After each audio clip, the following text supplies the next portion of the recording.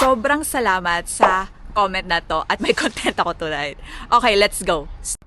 Sabi ng iba, mababa raw ang PISA scores ng Pilipinas kasi English ang exam. Totoo ba? Actually, yes. English ang exam sa Pilipinas dahil English ang pangalawang official na wika natin at madalas gamitin sa paaralan. Filipino naman ang pangunahing lingua franca natin sa bansa. Ngunit, tingnan mo ang Singapore na gumagamit din ng English bilang pangunahing wika sa edukasyon at pagsusulit. Mas mataas pa rin ang score nila kaysa sa atin. Ibig sabihin, hindi lang language ang dahilan ng mababang score natin. Mas malalim ang problema. Alam mo ba, sa China, karamihan ng school ay kung li xue xiao. Pero mataas ang quality. Bata pa lang may routine na.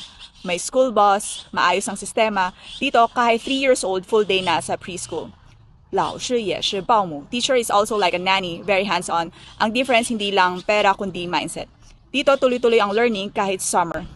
May 暑假作业, summer homework. May 暑假作业. Sa Pinas, madalas kulang ang budget, training, at minsan may crab mentality pa. 用心学习, study with effort, study seriously, yan ang kailangan. Anong sa tingin ninyo, ano pa ang mga dahilan kung bakit kailangan pa natin mag-improve sa education?